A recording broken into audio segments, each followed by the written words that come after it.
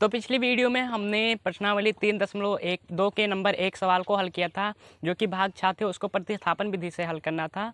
तो आइए अब प्रश्न 2 को भी हल करते हैं। प्रश्न 2 क्या कहता है, देखिए 2x प्लस में 3y बराबर में 11 और 2x माइनस 4y बराबर में माइनस 24 को हल कीजिए। इससे m का मान ज्ञात कीजिए जिसके लिए y बराबर mx प्लस में 3 है।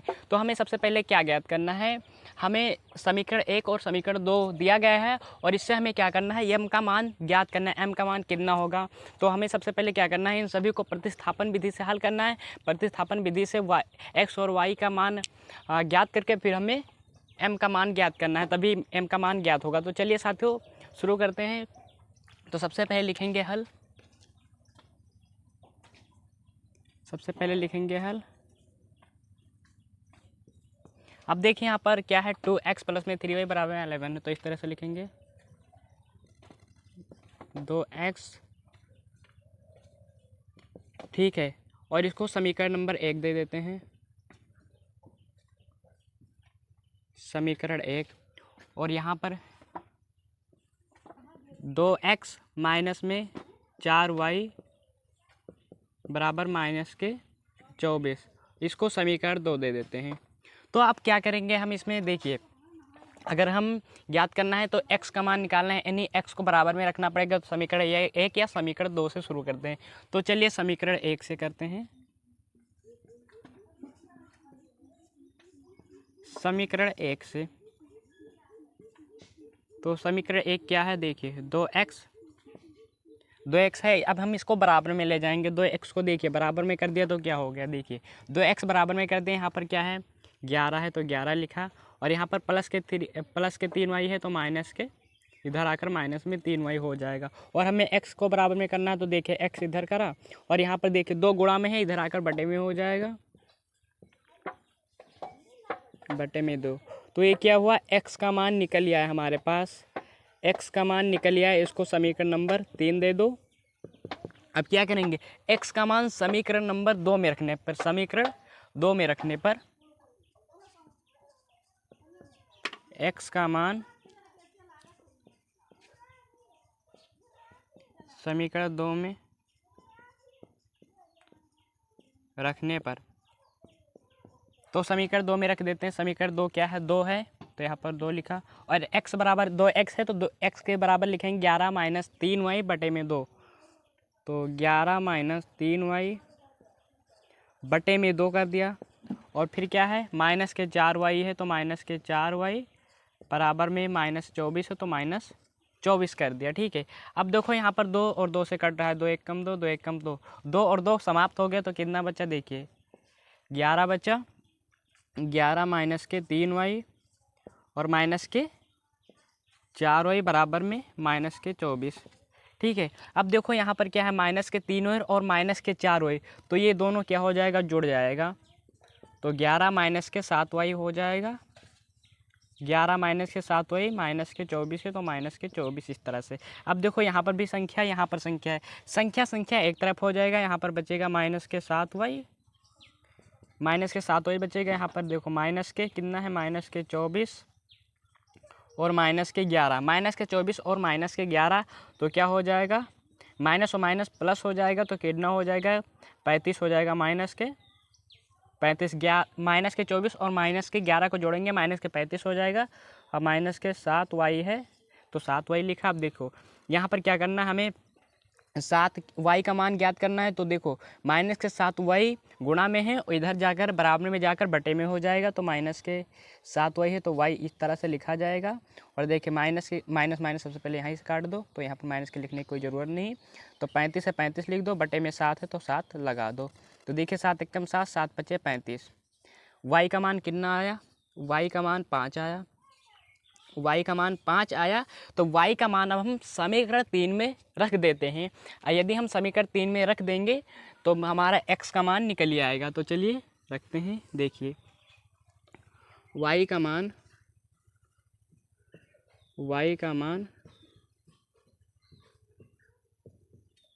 समीकरण 3 में रखने पर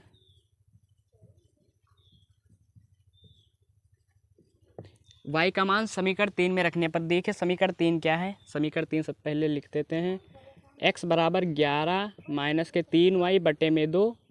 ठीक है, अब देखो x बराबर में 11, y के जगह क्या है देखिए, y के जगह 5 है तो 3 3 5 हो जाएगा। यहाँ पर 3 गुणे 5 में चला जाएगा, बटे में 2 है तो 2 लिख दिया। x बराबर देखिए, x बराबर 11 तो 11 लिख दिया। 3 पच्चे कितना होता है, 7 पच्चे 35, हाँ 5 आया। 3 पच्चे 15 और बटे में 2 आया। तो देखिए क्या होगा, x इधर आ गया तो 11 और माइनस के 15 है तो 11 में से 15 जाएगा तो कितना बचेगा, माइनस के 4 बचेगा। माइनस के 4 और बटे में 2 है तो 2 कर दिया।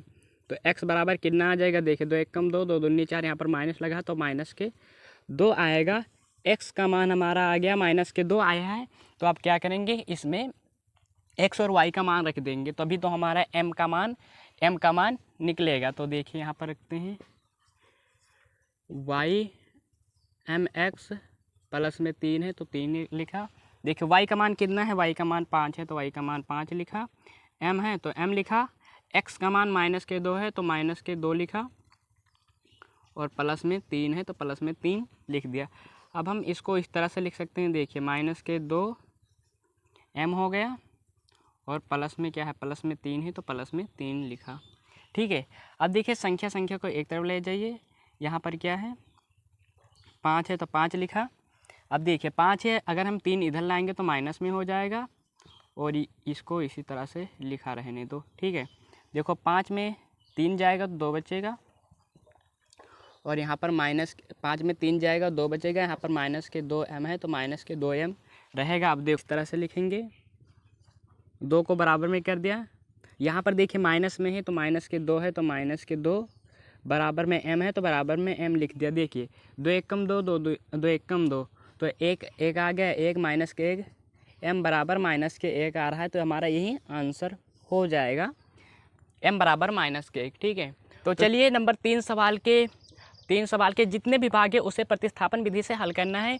तो भाग 1 को लेते हैं। भाग 1 क्या कहता है देखिए, दो संख्याओं का अंतर 26 है। दो संख्याएं हैं जिसका अंतर क्या है, 26 है और एक संख्या दूसरी संख्या की 3 गुनी है। जो एक संख्या है दूसरी संख्या की 3 गुनी है। तो क्या करेंगे, हमें दो संख्याएं पूछा गया, दो संख्याओं का अंतर 26 है लेकिन हमें दो संख्याएं नहीं पता। दो संख्या क्या होती है, जब हम सभी लोग को पता है, जब संख्या नहीं पता होता है तो हम इसे x और y मान लेते हैं। तो माना, देखिए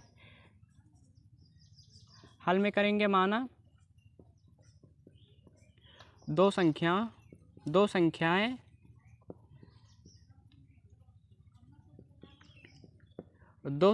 x और y है, x और y।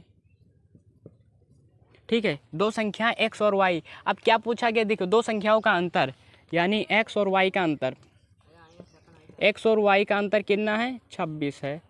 तो यहाँ पर 26 लिख दिया। ठीक है, अब इसको समीकरण 1 दे देते हैं। हमें यहाँ पर समीकरण 1 तुरंत प्राप्त हो गया तो समीकरण 1 दे देते हैं। ठीक है, अब देखो आगे क्या कहता है, और एक संख्या दूसरी संख्या की 3 गुनी। एक संख्या जो है दूसरी संख्या की 3 गुनी है, यानी जो x है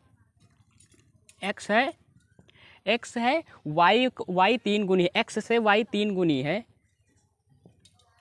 यानी x बराबर, अगर y में 3 जोड़ देंगे ना तो फिर क्या हो जाएगा, बराबर हो जाएगा। तो यहाँ पर देखिए क्या कह रहा है, एक संख्या दूसरी संख्या की 3 गुनी यानी y क्या है, y 3 गुनी है, x है y 3 गुनी है। तो इसको क्या है, समीकरण नंबर 2 दे देते हैं। तो हमें दो समीकरण प्राप्त हो गया, दो समीकरण प्राप्त हो गया। अब इसमें ध्यान दिया जाए तो देखो यहाँ पर समीकरण 2 में x का मान हमें मिल गया है। x का मान हमें मिल गया है तो क्या करेंगे, अब हम समीकरण 1 में x का मान रख देंगे। ठीक है, तो मेरे भाई देखिए समीकरण 1 में x का मान रखने पर, समीकरण 1 में x का मान रखने पर देखिए समीकरण 2 में x बराबर कितना है, 3 है। समीकरण 1 में x पहले लिखा x माइनस वाई, तो x के जगह पर हम लिखेंगे -3, y माइनस के y है तो माइनस के y बराबर में 26 और बराबर में 26 लिख दिया। ठीक है, अब देखो यहाँ पर 3y और माइनस हो जाएगा तो कितना बचेगा, 2y बचेगा और यहाँ पर 26 है तो 26 का 26 लिख दिया। ठीक है, अब यहाँ पर देखो y गुणा में है 2 और y गुणा में है, इधर जाकर बटे में हो जाएगा। तो देखो y का मान कितना निकल आया, 13 दूना 26, तो 13 निकल आया है। तो y का मान 13 निकल आया है। अब क्या करेंगे हम, y का मान समीकरण 2 में रख देंगे। y का मान समीकरण 2 में रखने पर, y का मान समीकरण 2 में रखने पर, तो देखिए समीकरण 2 क्या है, यहाँ पर x बराबर 3y, x बराबर 3y, तो x को बराबर करेंगे। देखो यहाँ पर y बराबर 13 है, तो यहाँ पर क्या रखेंगे, y बराबर 13 है तो y बराबर 13 लिख देंगे। तो देखिए इधर 26 और एक संख्या दूसरी संख्या के 3 गुनी, बस इतना ही पूछा गया था, तो हमें इसी तरह से करना था। भाग 2 को देखते हैं क्या कहता है। दो संपूरक कोणों में बड़ा कोण 18 डिग्री अधिक है, उन्हें ज्ञात कीजिए। तो हम सभी लोग को पता है, जब नहीं पता होता है तो x और y मानते हैं। तो यहाँ पर लिखेंगे माना, हाँ सबसे पहले लिख दें हल,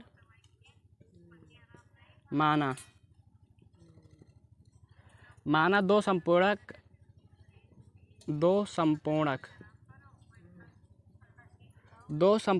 कोणों का योग, दो संपूरक कोण x और y है,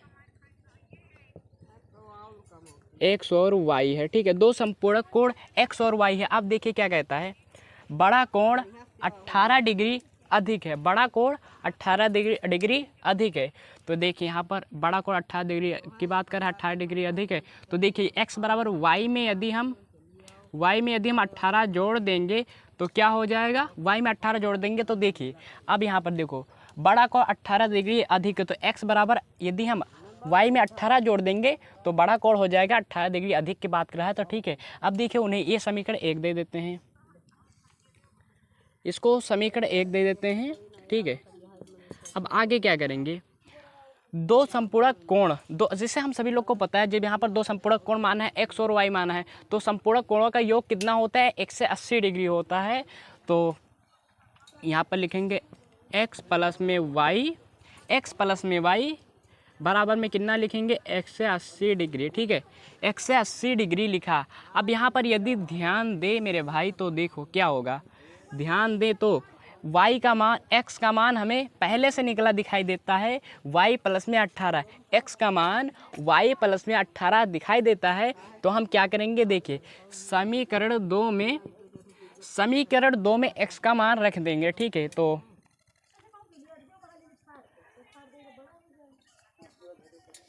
x का मान समीकरण 2 में रखने पर,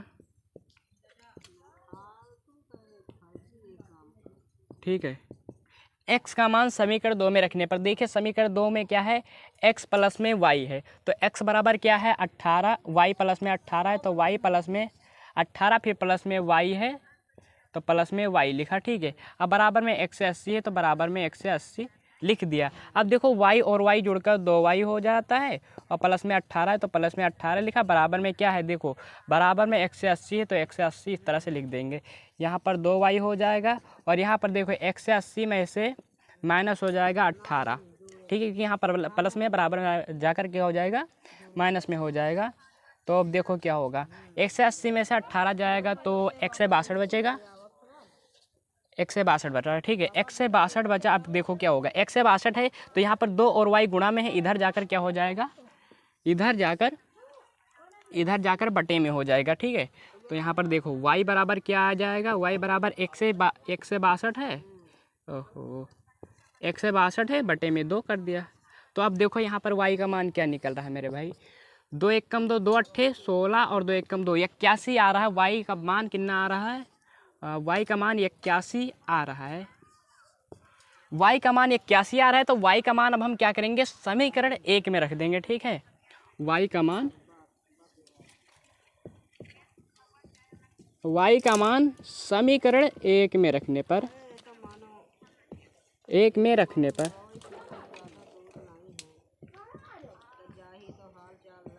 y का मान समीकरण 1 में रखने पर, तो देखिए समीकरण 1 क्या है, x बराबर 18 प्लस y है, तो यहाँ पर सबसे पहले लिख देते हैं x बराबर 18, y प्लस में 18 है, y प्लस में 18, ठीक है। x बराबर y प्लस में 18, तो y का मान कितना है, 81 है।